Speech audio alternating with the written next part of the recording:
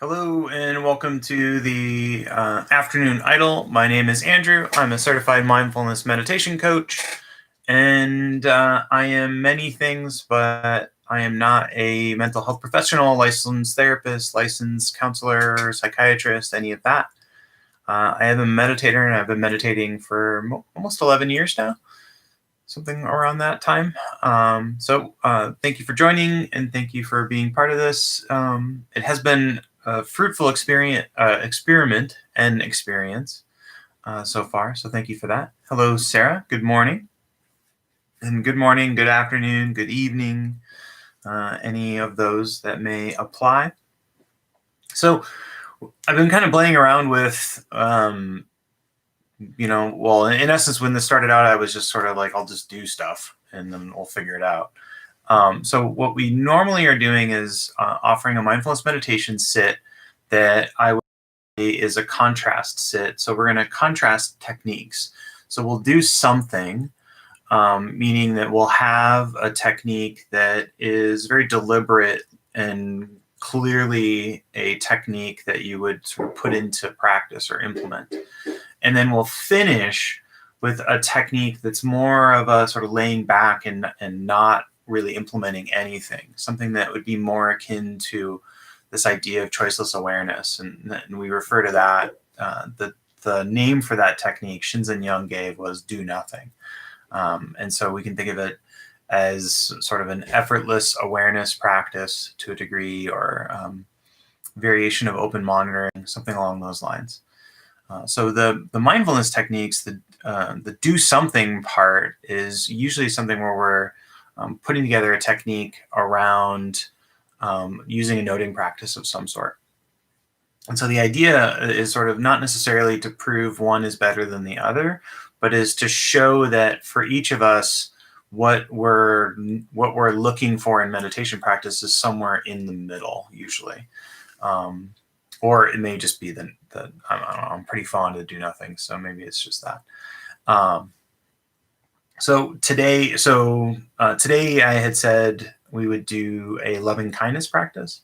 And so far I'm just playing around with like Mondays and Tuesdays and Wednesdays. I don't have anything that I'm doing. Thursdays, we're going to switch up the format of which, or the order, I should say. And then Fridays, I thought we would do loving kindness just because, I don't know. This year, I'm just happy to make it through any week. So there's a great amount of gratitude when I make it through a week. So today, metta is the Pali word for the practice, which translates as loving kindness or friendliness. Shinzen Young puts these in the nurture positive category, meaning that we're actively nurturing positive attributes. We can think about this as being kind of a variation of a mantra practice if we want to. So depending on how this appeals to you. So what traditionally is offered as loving kindness is this notion of a phrase or a series of phrases offered in a format of sort of a well for someone. So it's usually may you be happy, or may you feel at ease, or may you be safe, something along those lines. And the format is, I think, somewhat intentionally important in that regard, where there's no outcome associated with it. It's a sort of well wish, and then those phrases are then offered to a series of individuals, and that's the part that I'm going to leave kind of up to you. So if you have a friend or a family member who is struggling, then that may be someone that you may want to use in your loving kindness practice as far as offering the phrases. You can also offer them to yourself. So those are all possibilities. So I'll set out the phrases and then kind of give you the frame of how long we're going to do it. And then I'm going to leave it up to you a bit. So we've got Well, we have one or two more people than we normally do. So if you do any questions, you can always post them in the chat before we begin. So we'll sit for about 15 minutes.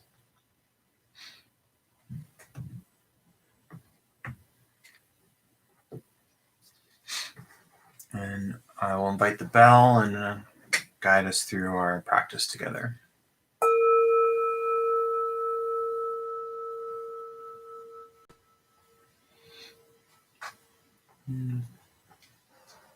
So I invite you to take a posture that helps you be both relaxed and alert, upright, dignified.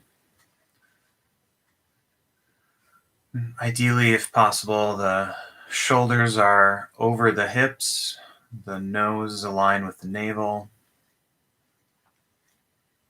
And that helps us avoid sort of a hunching forward and sort of leaning too far into what's going on, and a stance of being too far back. So relaxed and alert is the basic meditative state. And for each of us, we'll often hold tension in different places. So just a moment to see if there's any tension being held, and curiously inviting tension to release. And if it doesn't, this is your first opportunity to bring forward a no big deal sort of attitude, kindness, and allowing.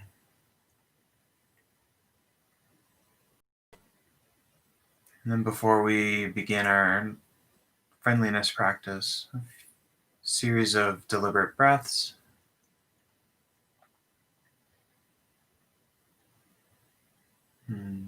With our deliberate breaths, we're aiming for slow and low for our tempo. So breathe in through the nose, which helps slow down the inhale and helps accentuate the exhale. And when we do that, we're allowing ourselves to breathe lower into the lungs, and we're cueing the nervous system to the fact that ideally it's a situation where we can be in that rest digest mode.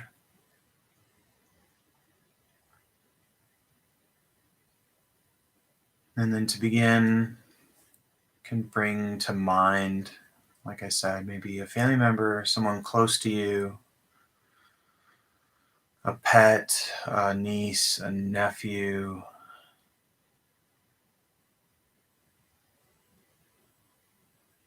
someone who's, well, everybody's struggling right now, but someone particularly that you'd like to offer well wishes to.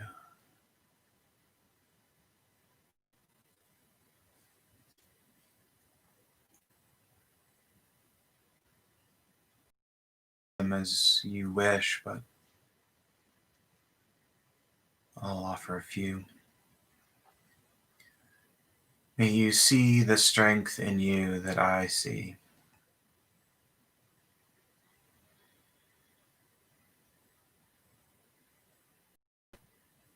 May you be buoyant.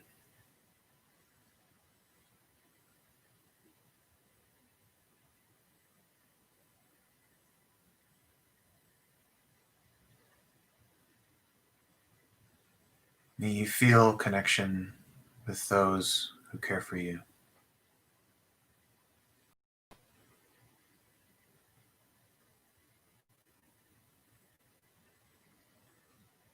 Sometimes the phrases might be clumsy or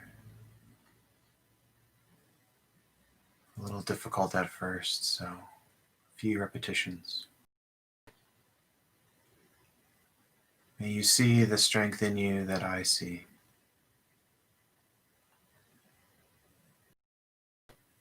May you be buoyant.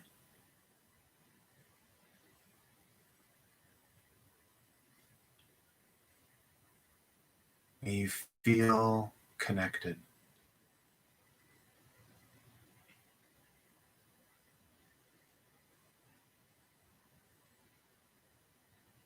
bringing that person to mind, maybe visual or mental talk to hear their voice,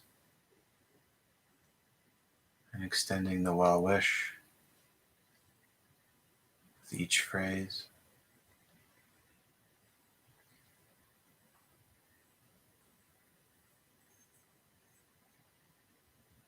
And can shorten to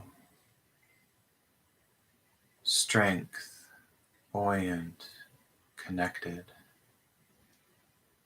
or switch it up and strong, buoyant, connected, whichever resonates more for you.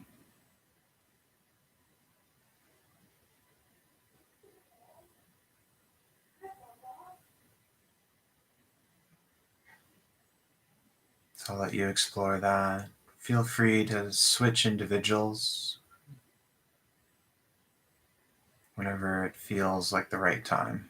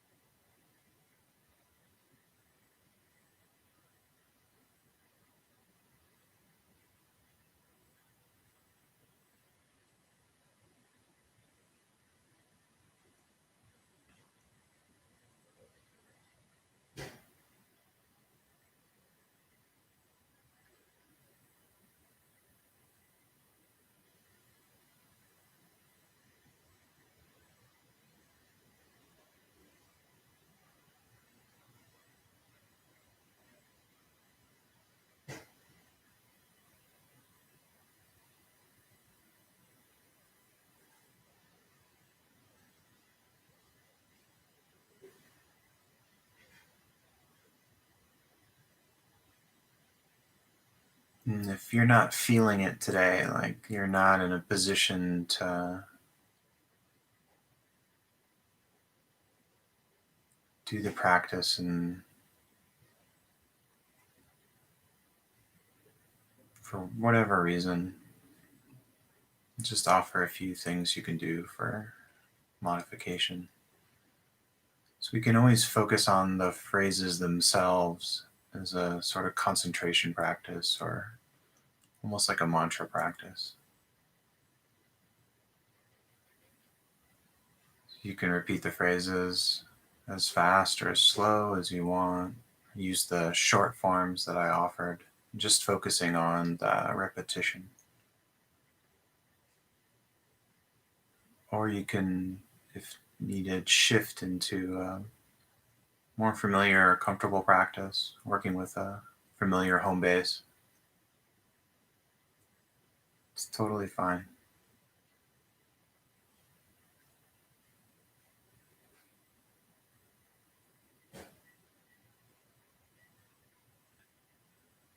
May you see the strength in you that I see. May you be buoyant. May you feel connected.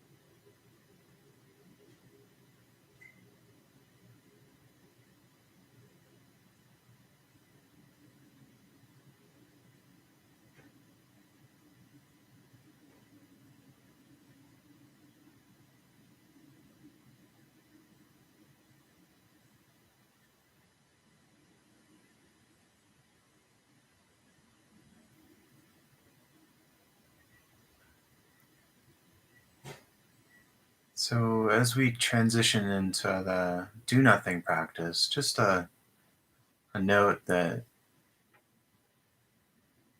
a friendliness practice or a meta practice like that may sort of make you feel a little more tender than usual. So, you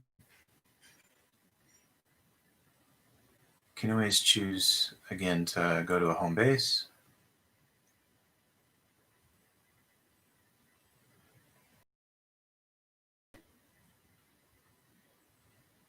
So, we drop our friendliness practice and we shift into using the technique of no technique, allowing our attention to be free range. Whatever happens, happens. Explore, do nothing.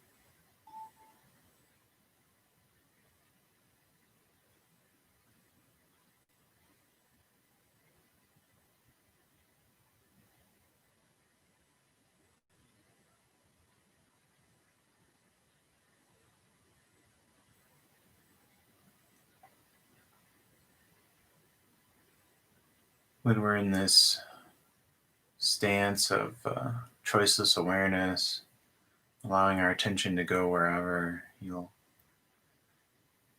naturally be drawn to sounds or sensations, and that's totally okay. Sort of think that anything is fair game, right? We're not trying to conduct or deliberately control our attention. So I have sounds around me, my attention's pulled to them. That's fine.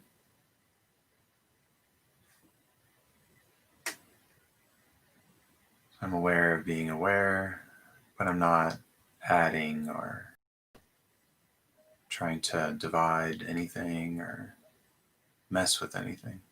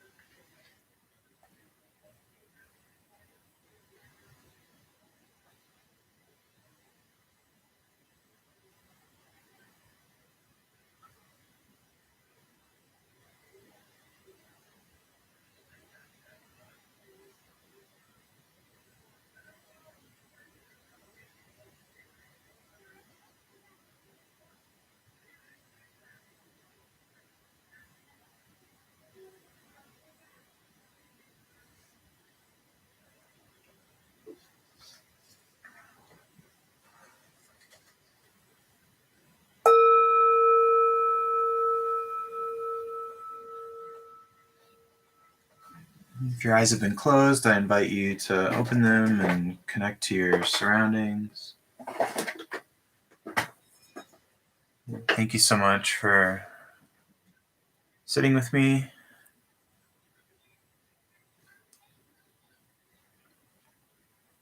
So as an aside, you'll find that I know Jeff talks about this often, that as a coach, and in Jeff's case as a teacher, often guide what we need. So you're very welcome, Gabrielle. Thank you so much for joining. I really appreciate that. And so the bit of the loving kindness has been a resilience thing for me. So I got to guest host. I was in the middle of sort of waiting for my first COVID test, and so it did come back negative. But so if you look at that, it was I think my phrases were like hope, grit, and buoyancy, or something like that. This idea of virtual gift giving. So or mental gift giving.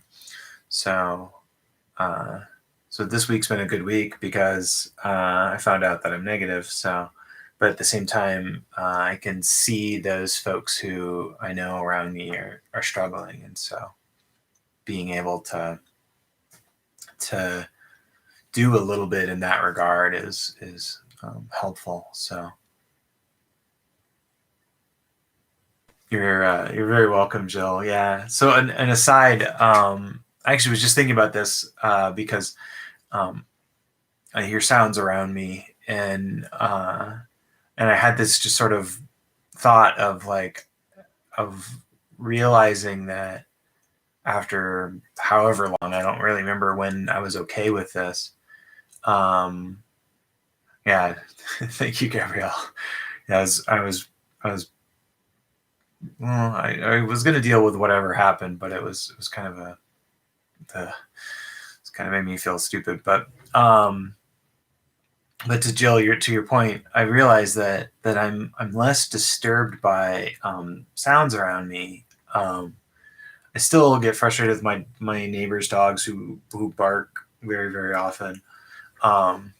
Ironically, when I've met my other neighbors' dogs, then for some reason their barks don't bother me as much, which is probably some silly human stuff. But I've noticed that even if I'm not able to contact what I would expect in a sit, that I'm able to kind of roll with the chaos a bit. And I say that as being an uncle and not having kids, so feel free to filter that and laugh to yourself, because I don't know how well I would do with a 6-year-old sitting with me. So next week, I'm thinking about playing with see out and see in the first 2 days, just because see is well, it's my view, although your mileage may vary, that so I sit Zen Zazen style, which is all the sense, in theory, all the sense gates open, so everything is open. You're like completely or the idea is that you're sort of, you're not rejecting anything in the same, and then in having your eyes open is beneficial to keep you awake if you sit for long times, but it's also metaphoric in that we're not even closing ourselves out from that. And I say that's just one sort of take. Totally fine to close your eyes, like that. I feel like I get a deeper sleep. But as you play with eyes open, at the beginning you may struggle because your eyelids will flutter and things. But if you can get used to even just like a half gaze, then practicing in motion is, I think, more accessible for people. So I thought I would play around with that, just because I know there's not a lot of guidance out there for those sort of things. So, and then always welcome for ideas. Like the Thursday idea was an idea from Jill, I think, or maybe Sarah, or both, of switching things up. And, or at least someone had said they liked that idea, and so then I went with it. So, but yeah, so anything that you're like, I'll take requests on Wednesday, I guess is a nice way to put it. Um, or if there's something that we did in November that you want to do more of, totally fine for that too. So,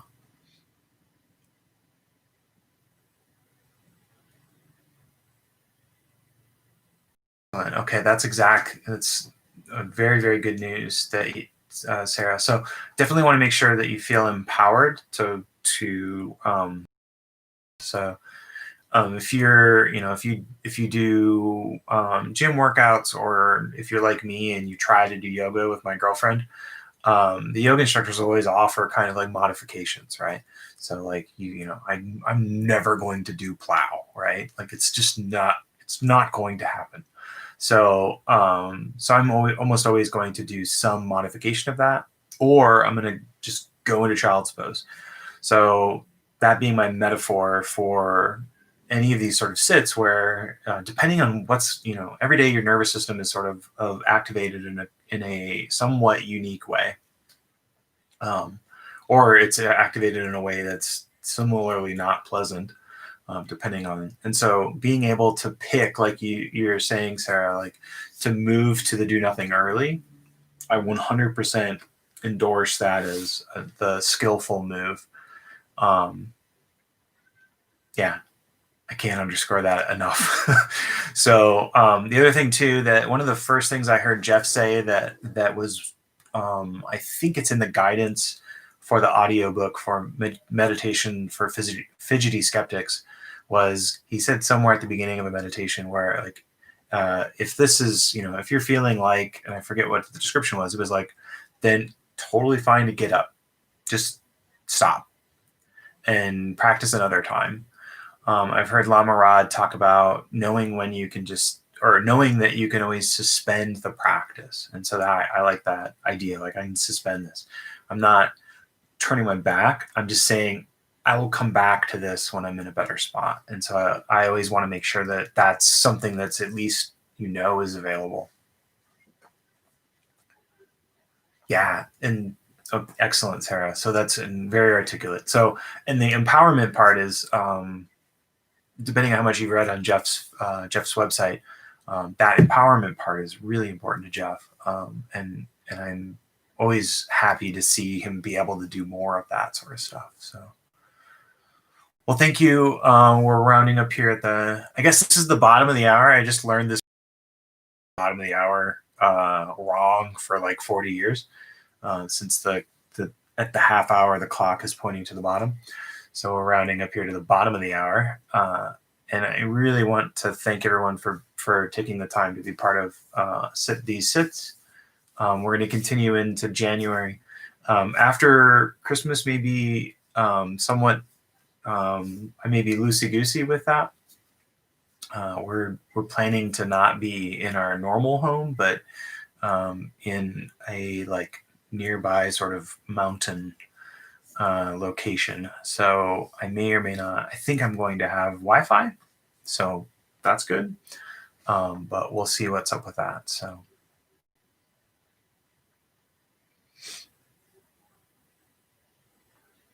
yeah, um, I would definitely endorse and encourage your categorization, Gabrielle, of that being hard. Um, I offer that just because, like, for me, it's like when I start a sit, it's like there's a certain quality for me where I feel like I have to gut it out, and there is a time Shinzen likes to use knowing when to bear down and knowing when to ease up. And I think that is remarkably difficult, but that's part of the practitioner's wisdom over time.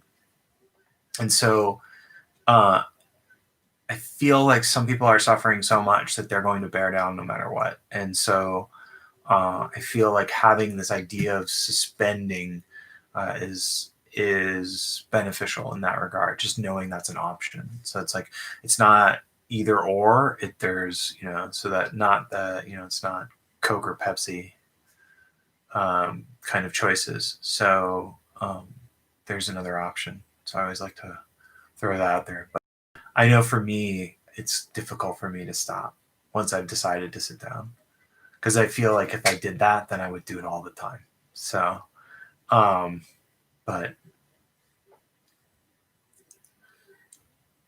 it's always an interesting thing. So, um,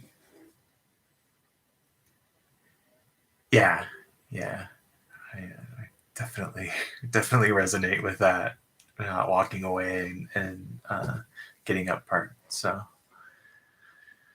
all right, have a good weekend, and I will see folks back on that can make it on Monday, and we'll play around with C in, I think, first, and then we'll do C out on Tuesday.